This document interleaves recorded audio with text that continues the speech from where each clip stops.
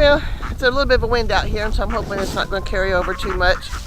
And here's my birds. I moved them last week, and I didn't show it to you. And so they've been working on this, and it was kind of above freezing, so everybody got fresh water today. I mean, they get fresh water every day, but they get a whole tub today. And today, I mowed this section so I can get them ready to move for there. All these branches here were a bunch of, what are they called? It's not persimmon. Shoot, I forgot what they're called. Sumac. These are called sumac. And I always get confused because Tom always called them shoemate, and I never even heard of that. But these are not the poison sumac. These are the ones that you can make berries. But I've got sumac everywhere out here. And so this is the next place I want to put the birds, and I don't want to have to deal with that. I wanted to show you this over here. I don't know if you guys remember a couple years ago when we got the septic tank put in. We've got these areas here, and this is water and ice, because that's where some of the ladder lines, the very end of the ladder lines were, and Tom just didn't feel like covering up the hole, so he didn't.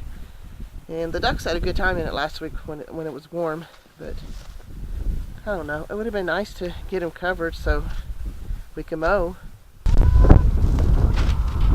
Looks like Della's been out here working and clearing some of this garden area, and I'm glad because I had not gotten out here and done it. So I was going to move my chickens into here pretty soon and let them be fertilizing. But right now her chickens are in here. Well, she's got them free ranging today, but she's cleared a lot of weeds out here, so that's pretty cool. Well, it was nice for it to get above freezing. I could show you a few things I was doing out there, because I have to be perfectly honest, there were some days that it's been below freezing and kind of miserable, and then Kinzie got a cold, and of course when you have children you catch a cold yourself. And so hi, this is Thea Bell's Family Farms, and we're going to get caught up on a few things. Obviously I've still got a little bit of a raspiness to my throat, but I think I can make it through this. One of the things I want to talk to you about is I've alluded over the last few months I've had some skin issues and stuff, and it got particularly bad when I was moving Mom and Dad to Florida, and I was pretty sure it was a stress issue. I don't know what it was. And eating out every day, I'm sure that had a lot to do with it too. But it continued to get worse and worse as I got home. After I got home, and I got pretty miserable. I don't know if you've ever accidentally rolled in a ant bed and started getting stung by ants. That's what my neck was feeling like at 2 o'clock in the morning. I was waking up just absolutely and totally miserable. So I went to a doctor, went to my regular primary care physician, and we've been through a lot together. He helped me through my first autoimmune issue back in 2008.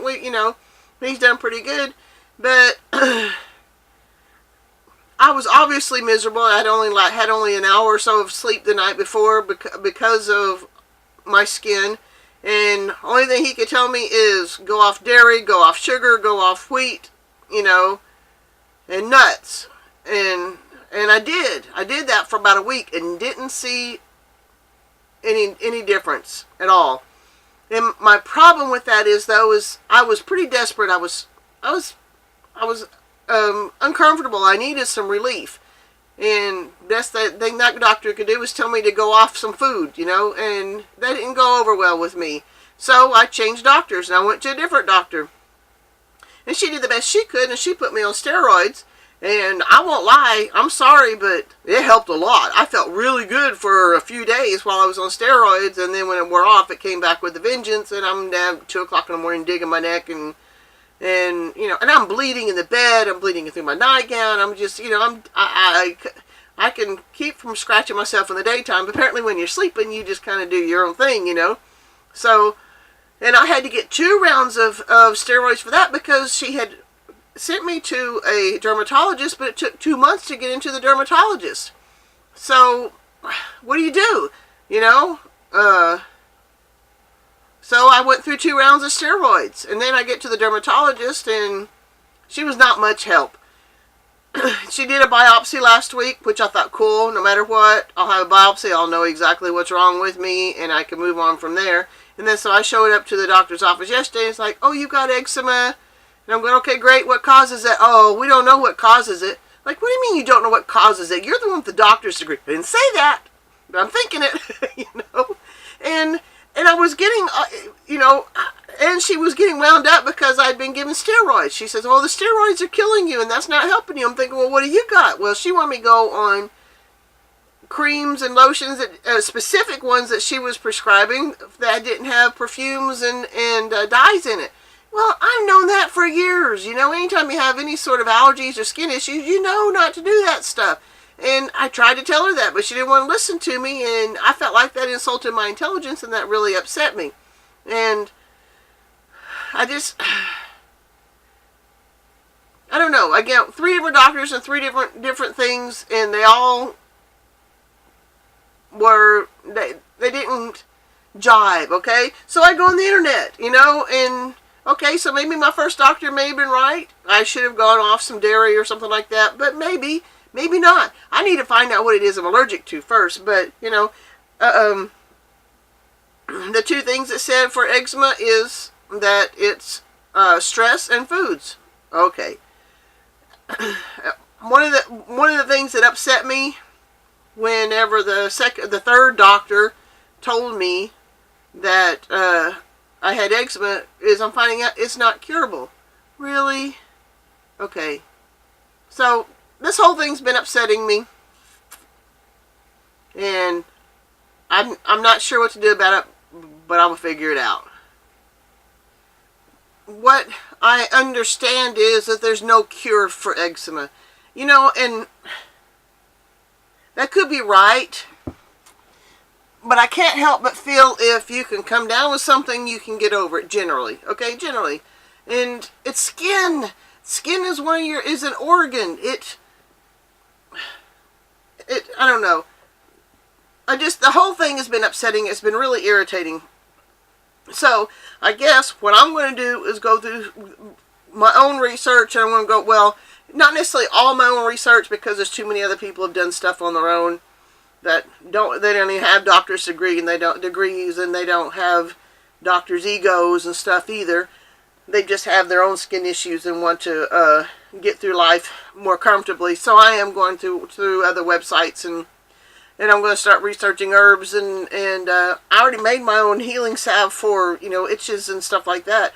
I could probably find a pretty good mix of herbs to make another batch of healing salve for eczema, and I'm going to start working with the food thing. I may end up trying to go to an allergist, but just to be tested is $200. Oh, and that was another thing. Okay, so I went to the doctor. Regular doctor's visits are $20. You go, okay, yeah, that's not bad. Okay, yeah, I agree, it's not bad. But when I went to the dermatologist, it was $50 copay for her to tell me that, can't do anything for you, but come back next week. Well, she didn't say it that way. She waited until I came back yesterday to tell me she couldn't really do anything for me. And that was another $50. Prescribed another cream for me, which had nothing to do with anything that I had any issues with, and the copay on that is $36. Then when I was checking out, they dinged me for another $61. I have no idea what that was for. So I'm thinking, all right, how much do you want me? So that was nearly $200, or about $200, just to be telling me they can't do anything for me. So now I'm going to start figuring out how I'm going to save up my money and try to go to an allergist. I'm going to find one that will help me do what I need to find out. Okay, is it eggs? Is it cheese? Is it wheat? I don't care what it is. I need to know what it is so I can take care of it, I can go through and cut out a bunch of stuff in my own life if I want to, but if I don't cut out the right thing, it's not going to do me any good.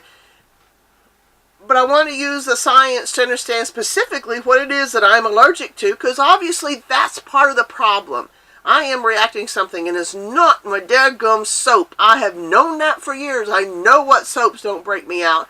And even if it were a soap and I developed an issue with it over time, I'm smart enough to know to cut that one out and move on. So, yeah, that really insulted my intelligence, really upset me. And, of course, I was obviously exceptionally tired. I'd only got like 2 hours of sleep the night before. I got less than that last night, so I'm a little bit wound up today.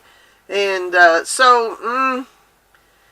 this is another part of the journey we're going to keep going down, and I will let you know if I make progress and what I do as I make progress. Diseases that we get, and I understand autoimmune disease in the first place. Autoimmune means your body is attacking itself. I've already gone through one round of that. They never even pinpoint it, because it would have been like several $100s worth of tests to determine which kind of autoimmune disease I had. and probably still do have, because I do have flare-ups occasionally, because when my joints got so bad back in 2008. So, but that just means your body's attacking itself. Your body is not designed to attack itself. Your body is designed to take care of itself. And if it's attacking itself with some sort of autoimmune disease, you need to be finding out what's causing it and getting it out of your life. Whether it's environmental, whether it's food, whether it's stress. Stress is something apparently I am definitely going to have to deal with, because there's two major things that I discovered with doing the little bit of research I'm doing on it now is foods and stress. Obviously, I'm under some stress. And I am. I mean, we all are to a certain extent. I mean, if you think about it, my life has changed dramatically.